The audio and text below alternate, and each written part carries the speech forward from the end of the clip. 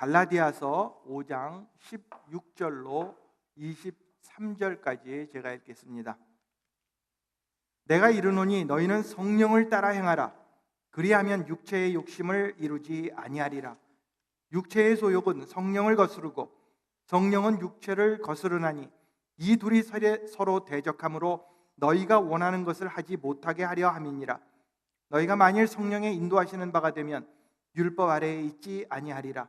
육체의 일은 분명하니 곧 음행과 더러운 것과 호색과 우상 숭배와 주술과 원수 맺는 것과 분쟁과 시기와 분냄과 당짓는 것과 분열함과 이단과 투기와 술 취함과 방탕함과 또 그와 같은 것들이라. 전에 너희에게 징계한 것 같이 경계하노니 이런 일을 하는 자들은 하나님의 나라를 유업으로 받지 못할 것이요 오직 성령의 열매는 사랑과 희락과 화평과 오래 참음과 자비와 양선과 충성과 온유와 절제니 이와 같은 것을 금지할 법이 없느니라. 아멘. 우리는 지금 성령이라는 시리즈를 하고 있습니다. 이번 시리즈 동안 우리는 성령님과 관련된 주제들에 대해 생각해 보고 있습니다. 첫째 주에는 성령과 삼위일체에 대해서 생각해 보았습니다. 둘째 주에는 성령 세례에 대해 생각해 보았습니다. 셋째 주에는 성령 충만에 대해 생각해 보았습니다. 넷째 주에는 성령의 사역에 대해서 생각해 보았습니다. 그리고 우리는 오늘 성령의 열매에 대해서 생각해 보겠습니다. 예수님의 제자들은 처음부터 능력이 있었던 사람들이 아니었습니다. 이들은 매우 평범한 사람들이었습니다. 이들은 서로 높은 자리에 앉기 위해 경쟁을 했습니다. 이들은 겁쟁이들이었고 용기도 없었습니다. 그런데 이들이 어떻게 변화가 되었습니까? 리더십 세미나에 다녀왔습니까? 긍정적 태도를 갖는 방법을 배웠습니까? 또는 환경이 좋은 곳에 옮겨졌습니까? 이들이 변화된 이유가 무엇이었습니까? 그 이유는 이들에게 성령님이 임하셨기 때문이었습니다. 이들은 성령님 때문에 연약하고 이기주의적이었던 사람에서 예수님의 이름으로 온 세상을 뒤엎는 그런 사람으로 변화되었던 것입니다. 이들은 성령 세례를 받고 성령 충만을 받음으로 180도 완전히 변화된 사람들이 되었던 것입니다. 물론 이들은 겉으로 보기에는 전에와 똑같았습니다. 이들이 교육을 더 받은 것이 아닙니다. 새로운 기술을 습득한 것이 아닙니다. 이들은 다만 성령님을 통해 변화된 것입니다. 성령님을 통해 이들은 속사람으로부터 바뀌어진 것입니다. 다른 이유는 하나도 없었습니다. 우리에게도 이들과 같이 근본적인 변화를 받아야 할 부분들이 있을 수 있습니다. 예수님을 믿고 성령님이 우리 안에 거하시는데도 우리에게는 아직도 변화되지 않은 그런 영역들이 있을 수 있습니다. 우리의 부부관계, 우리의 가정, 우리의 친구관계, 우리의 태도, 우리의 성격, 우리의 습관, 우리의 건강, 우리의 직장생활, 우리의 하나님과의 관계, 우리는 이런 영역 중에 근본적인 변화를 받아야 하는 그러한 부분들이 있을 수 있습니다. 그러므로 우리는 질문해 봐야 합니다. 우리는 지금 예수님을 믿고 성령 세례를 받아 변화된 삶을 살고 있는가? 아니면 예수님은 믿고 성령 세례는 받았는데 아직도 변화되지 못한 예전 모습 그대로 살고 있는가? 우리는 우리 자신들을 살펴보며 질문해 봐야 합니다. 열매 맺는 삶을 사는 것은 저절로 이루어지는 것이 아닙니다. 열매 맺는 삶을 사는 것은 저절로 되어지는 것이 아닙니다. 오늘 읽은 갈라디아서 5장 말씀을 보면 성령의 열매를 맺는 삶을 살기 위해 우리에게는 해야 할 것들이 있습니다. 우리는 예수님을 영접하고 성령 세례를 받고 성령 충만한 삶을 살면서 성령의 열매를 맺어야 하는데, 그러기 위해서는 해야 할 것들이 있다는 것입니다. 저희가 읽은 말씀 가운데 첫 번째로 16절 말씀을 보면 우리는 계속해서 성령을 따라 살아야 합니다. 우리는 계속해서 성령을 따라 살아야 합니다. 16절은 다음과 같이 기록했습니다. 내가 이르노니 너희는 성령을 따라 행하라. 그리하면 육체의 욕심을 이루지 아니하리라. 우리는 과거에 범한 죄들을 다 하나님으로부터 용서를 받았습니다. 하지만 그것이 우리가 다시는 미래의 죄를 짓지 않을 것이라고 말해주는 것이 아닙니다. 오히려 우리는 예수님을 믿지 않는 사람들이 경험하지 않는 그런 새로운 싸움을 시작하게 됩니다. 이 싸움은 우리의 옛사람과 새사람의 싸움입니다. 이 싸움은 우리의 육체의 욕심과 우리 안에 들어오신 성령님의 인도하심과의 싸움입니다. 그리고 이 싸움은 우리가 이 세상을 떠나 천국에 갈 때까지 계속해서 벌어질 것입니다. 우리의 감정, 생각, 결정, 행동들은 이 두 갈등 속에서 살아가게 될 것입니다. 다시 말하면 우리 안에는 상반되는 두 가지 원함이 있습니다. 예수님을 우리의 구세주로 영접했을 때 우리는 성령 세례를 경험했습니다. 이제 성령님께서는 우리 안에 거하십니다. 그래서 우리에게는 성령님의 인도하심이 있습니다. 그러나 우리의 육체의 욕심이 그렇다고 완전히 다 죽은 것이 아닙니다.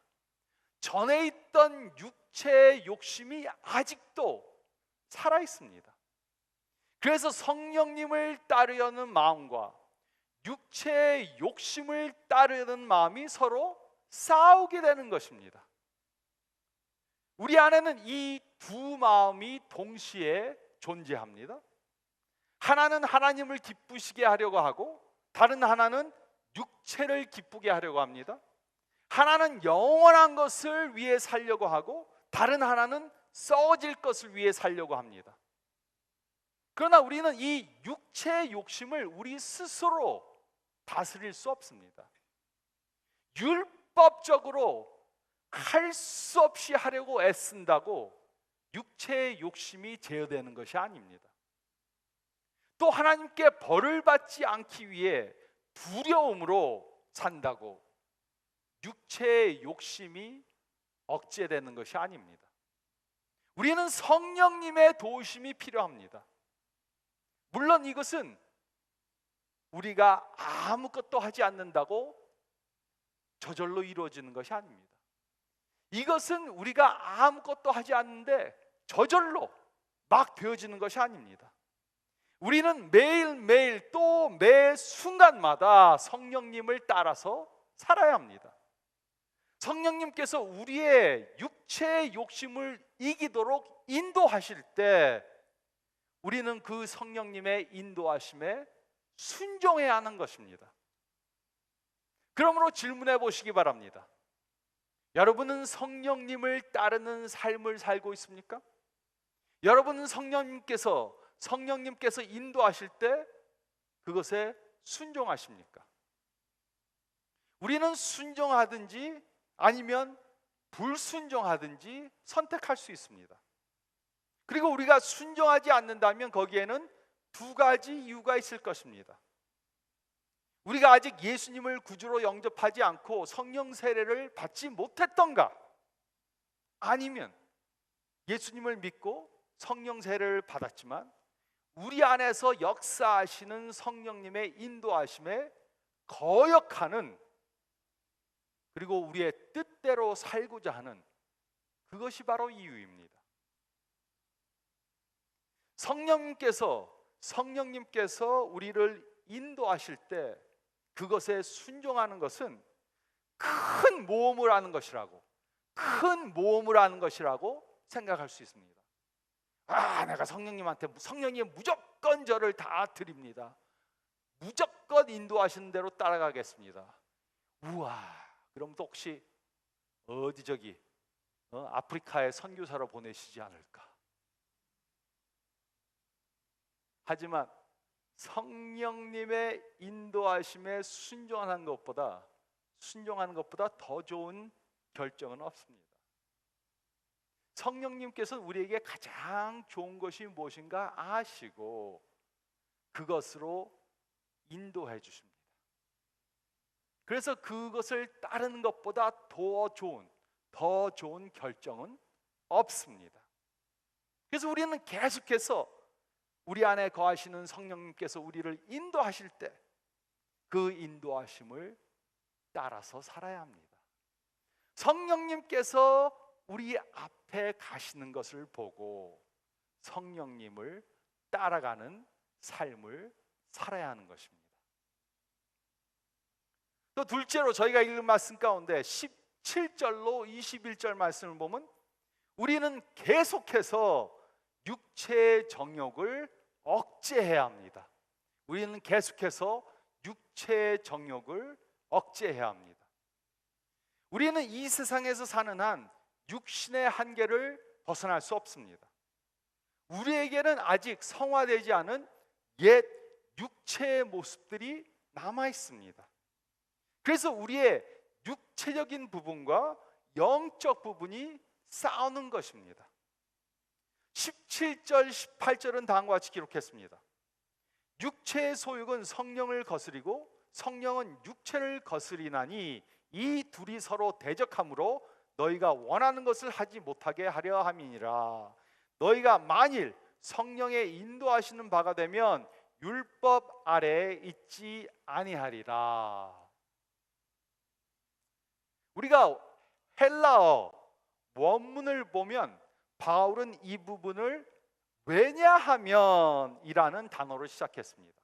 그래서 영어 성경에도 for 아니면 because 이렇게 시작이 되었습니다. 즉 바울은 우리가 성령의 인도하심을 따라 살면 육체의 소욕을 다스릴 수 있다고 말해준 것입니다. 그 이유가 무엇입니까? 그 이유는 우리의 육체의 소욕은 성령을 거스리고 성령은 우리의 육체의 소욕을 거스르기 때문입니다. 서로 대적을 합니다. 즉 육체의 소욕과 성령의 역사는 공존할 수 없습니다. 그러므로 우리는 우리 안에 있는 육체의 소욕을 대항해야만 합니다. 싸워야 합니다. 우리는 계속해서 육체의 소욕을 억제시킴으로 다스려야 하는 것입니다. 물론 지속적으로 육체의 소욕을 억제하고 다스리는 것은 결코 쉽지 않을 수 있습니다. 왜냐하면 우리의 육체의 소욕은 아직 완전히 죽지 않았기 때문에 지속적으로 다시 나오고 또 나오려고 합니다. 그래서 우리는 계속해서 이것을 억제하고 통제해야만 하는 것입니다. 우리는 계속해서 누르고 우리의 육체의 소욕으로 우리를 주장하지 못하게 해야만 하는 것입니다. 물론 육체의 소욕을 억제시키는 것은 우리 스스로 할 수 있는 것이 아닙니다. 우리에게는 성령의 능력이 필요합니다. 우리 안에 거하시는 성령님이 역사하신다는 것을 깨달아 우리는 성령님의 인도하심에 순종해야 합니다. 그렇게 함으로 육체의 소욕이 우리를 주장하지 못하게 해야 합니다. 우리는 성령의 능력으로 우리의 육체의 소욕을 얼마든지 이길 수 있습니다. 이것은 얼마든지 가능한 것입니다. 우리의 육체의 소욕은 완전히 죽지 않았지만 억제가 가능합니다. 허락하지 않는 한, 우리가 허락하지 않는 한 우리의 육체의 소욕은 우리를 주장할 권세를 갖고 있지 못합니다. 근데 문제는 우리는 간혹 우리의 육체의 소욕에 끌려서 그것에 굴복한다는 것입니다. 그렇다면 우리가 어떻게 육체의 소욕을 따라 살고 있는가? 우리 삶을 점검해 볼 수 있습니까? 내가 육체의 소욕을 따라 살고 있지는 않는가? 검증을 하려면 우리가 어떤 열매를 맺고 있는지 살펴보면 알 수 있습니다. 그 열매를 보면 알 수 있다는 것입니다. 19절로 21절은 다음과 같이 기록했습니다. 육체의 일은 분명하니 곧 음행과 더러운 것과 호색과 우상 숭배와 주술과 원수 맺는 것과 분쟁과 시기와 분냉과 당 짓는 것과 분열함과 이단과 투기와 술 취함과 방탕함과 또 그와 같은 것들이라. 전에 너에게 경계한 것 같이 경계하노니 이런 일을 하는 자들은 하나님의 나라를 유업으로 받지 못할 것이요.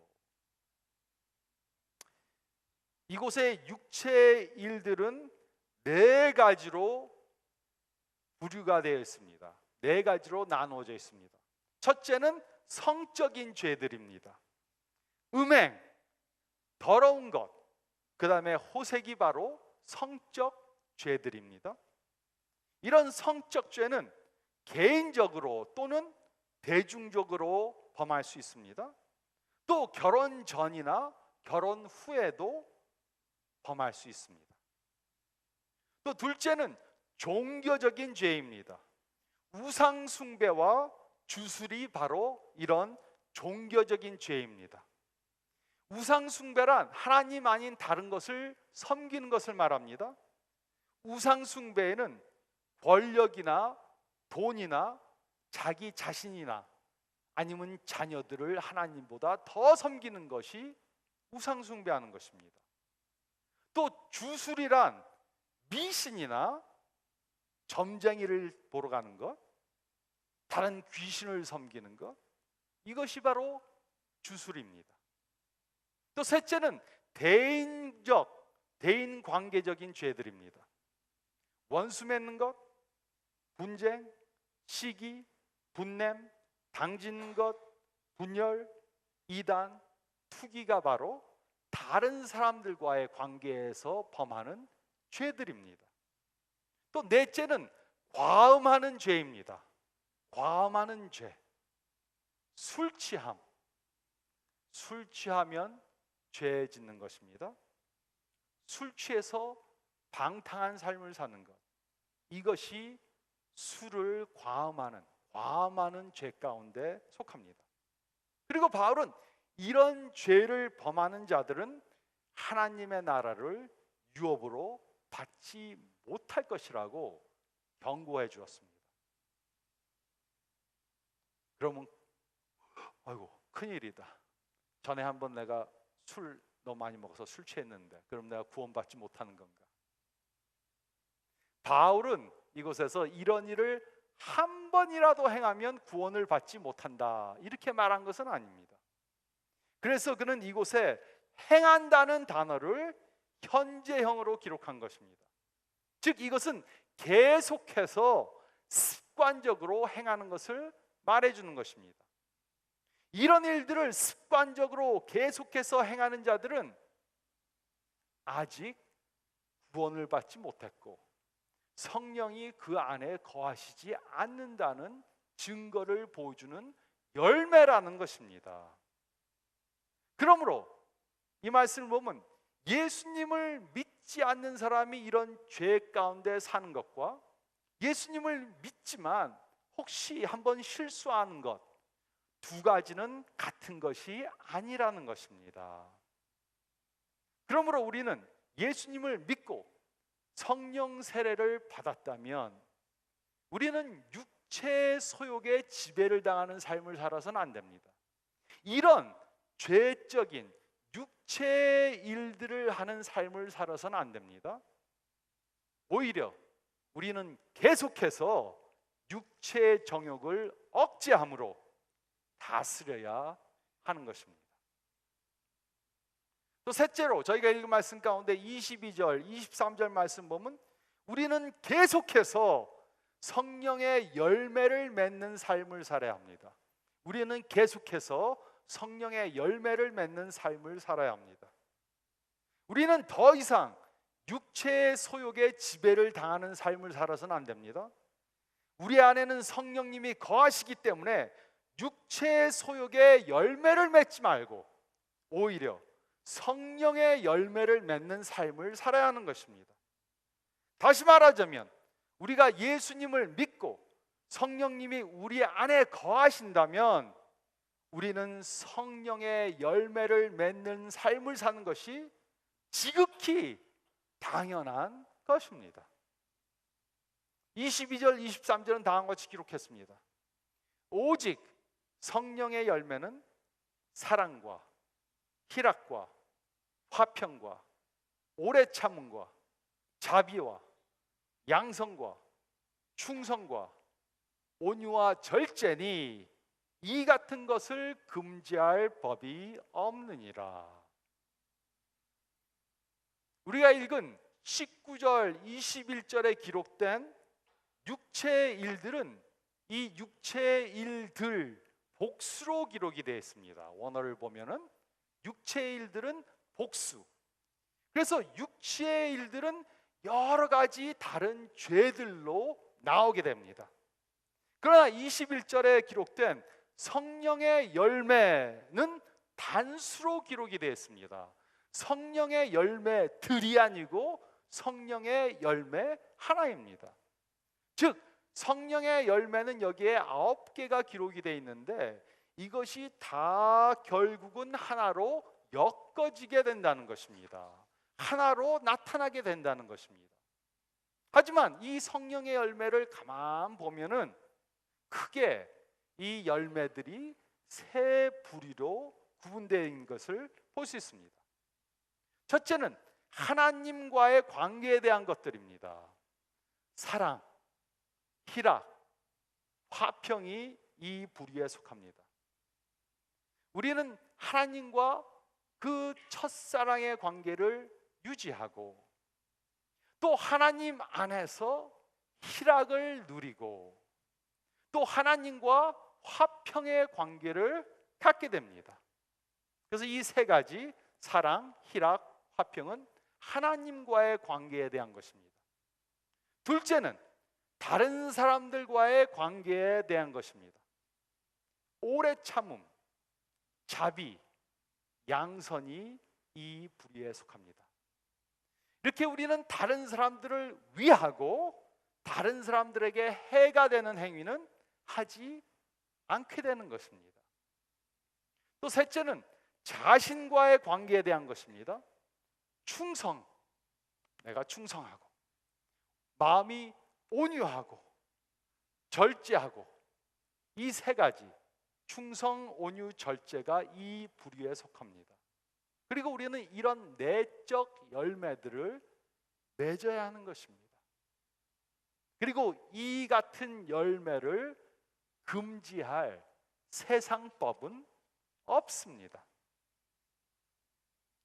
제가 이번에 중국 교회에 갔었는데 거기서 지하교회와 양로원을 그렇게 하시는 교사님을 만났습니다. 나이가 많이 드신 여자분인데 이분이 지하교회를 하고 또 그곳에서 양로원을 했습니다. 근데 어느 날 공안들이 와서 그분을 붙잡아 갔습니다. 불법으로 교회를 한다고 잡아간 것입니다. 근데 잡혀가서 이 교사님은 공안들에게 더 당당히 말했다 그럽니다. 우리가 이 지역에서 얼마나 좋은 일들을 하고 있는지 아느냐? 매일 길을 청소하고 노숙자들에게 밥을 주고 나이가 많아 갈 곳이 없는 노인들을 돌봐주는데 도대체 내가 예수님을 믿는 것 말고 잘못한 것이 무엇이냐? 이렇게 당당하게 소리쳤다 그럽니다. 그러자 공안이 이렇게 말했다 그럽니다. 당신이 얼마나 좋은 일을 많이 하고 있는지 잘 알고 있어. 계속해서 예수님 믿으면서 좋은 일들을 많이 하셔. 하지만 좀 교회는 너무 크지 않게 작게 계속하셔. 이렇게 오히려 부탁을 하고 보내주었다는 것입니다. 이런 성령의 열매를 맺는 좋은 삶을 사는 것을 금지하는 법은 세상에 없습니다. 근데 왜 예수 믿는 사람들이 세상으로부터 손가락질을 받습니다? 그 이유는 이런 열매들을 맺지 못하는 삶을 살기 때문입니다. 예수님을 믿는다고 하면서 육체의 일들을 하고 육체의 소욕을 따라 살고 다른 사람들이 다 추구하는 거 추구하고 변화되지 못한 삶을 살고 성령의 열매의 흔적이 없으니까 예수 믿는 사람들이 욕을 먹고, 에이 저렇게 예수 믿으려면 뭐하러 교회에 가나, 이런 소리를 듣게 되는 것입니다. 모든 열매들은 나무에 붙어 있기만 하면 저절로 열리게 되는 것입니다. 열매는 열매 자체가 노력한다고 열매를 갖는 것이 아닙니다. 이처럼 우리도 우리가 수련하고 우리가 노력한다고 스스로 열매 맺을 수 있는 것은 아닙니다. 하지만 우리가 성령의 이끌림을 당하는 삶을 살면, 성령이 인도하시는 대로 순종하는 삶을 살면 우리는 저절로 이런 성령의 열매들을 맺게 되는 것입니다. 우리가 성령님과 동행하는 삶을 살면 우리는 예수님을 닮아가며 성령의 열매들을 주렁주렁 맺게 될 것입니다. 우리는 이렇게 성령의 열매를 계속해서 맺는 삶을 살아야 합니다. 그러므로 이것이 바로 우리가 선택해야 하는 것입니다. 우리는 육체의 소욕을 따라 죄의 열매를 맺는 삶을 살 수 있습니다. 내 욕심대로 내 정욕대로 살면은 죄의 열매를 맺는 삶을 살게 될 것입니다. 하지만 우리가 성령님의 인도하심을 따라 성령님께 순종하는 삶을 살면 우리는 성령의 열매를 맺는 삶을 살게 될 것입니다. 우리는 무엇을 따라 사는가에 따라 완전히 180도 다른 열매를 맺는 삶을 살게 될 것입니다. 육체의 소욕을 따라 살면 비참하고 죄책감에 빠지고 부끄럽고 공허한 삶을 살게 될 것입니다. 하지만 성령님을 따라 살면 우리는 성령의 열매들을 주렁주렁 맺게 될 것입니다. 저는 결혼을 앞둔 커플들에게 결혼 전 상담을 할 때 이 질문을 꼭 합니다. 이곳에 성령의 열매들이 나열되어져 있는데 좋은 가정을 이루기 위해 필요 없는 것이 무엇인가? 이렇게 묻습니다. 물론 정답은 하나도 없습니다. 물론 우리가 건강하고 하나님께 영광되는 결혼 생활을 하기 위해 필요 없는 성령의 열매는 없습니다. 이 9가지가 전부 다 꼭 필요한 것입니다.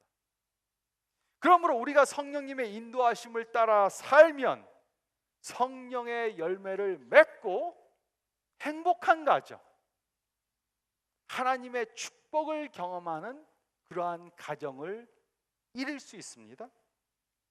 이와 반대로 성령의 인도하심을 따라 살지 않고 내 뜻대로 살고자 하면 육체의 정욕을 따라 살고 불행한 가정을 이루게 될 것입니다. 이것은 어떤 관계나 다 적용이 되는 것입니다.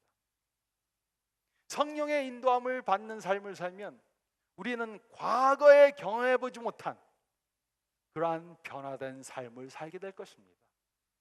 그리고 이것이 바로 예수님의 제자들이 경험한 것입니다. 예수님과 3년 동안 같이 동행하면서 많은 것들을 배웠습니다. 근데도 육체의 소욕을 이기지 못했습니다. 하지만 제자들이 성령의 세를 받고 성령 충만한 삶을 살면서 완전히 180도 변화된 삶을 살며 성령의 열매를 맺는 자들이 된 것입니다. 우리 중에는 아직도 이런 변화를 경험해 보지 못한 분들이 있을 수 있습니다. 교회는 오래 다녔는데 예수님을 분명히 믿기는 믿었는데 성령님이 내 안에 거하신다는 것은 믿는데 나는 왜 이런 성령의 열매를 맺지 못하는가? 그렇다면 성령의 열매를 맺기 위해 해야 할 것을 하기로 결심해야 합니다. 우리는 매일 아침 침대에서 눈을 딱 뜨면 바로 결심해야 합니다. 오늘도 내가 성령님의 이끌림을 받는 삶을 살겠습니다. 바로 결심해야 합니다. 뭐 샤워하고 이럴 필요도 없습니다. 눈 딱 뜨면 그 눈 딱 뜬 자리에서 결심하세요. 하나님, 성령으로 함께 하심을 감사합니다. 오늘도 성령님이 역사하시는 대로 그 인도하심에 순종하기로 결심합니다. 딱 이렇게 기도하시고 하루 시작하세요. 그리고 온종일 성령님이 인도하실 때 그 인도하심을 따라가세요. 직장에 갈 때 성령님을 앞장 세워서 가시고, 또 친구를 만날 때 성령님을 앞장 세워서 가시고, 또 취미생활 골프 칠 때도 성령님을 앞장 세워서 가시고, 성령님이 인도하시는 대로 매일 가시면은 직장에서도 가정에서도 친구 관계에서도 취미 생활을 할 때도 성령의 열매가 나타나는 것을 경험하실 것입니다. 아침에 일어나서 결심하시고 온종일 성령님이 인도하신 대로 순종해야 합니다. 우리는 육체의 소욕을 따라서는 안 됩니다. 그 대신 성령님의 인도하심을 따라 살아야 합니다. 이럴 때 우리는 매일매일 매 순간마다 성령의 열매가 맺어지는 것을 경험할 것입니다. 이런 성령의 열매를 맺는, 주렁주렁 매어서 옆에 사람들이 보고 이야 진짜 보기 좋다, 이런 말을 듣고 예수님을 증거하는 삶을 사시는 저와 여러분이 되시기를 우리 주님 예수 그리스도의 이름으로 축원드립니다. 저희 다 같이 기도드리겠습니다.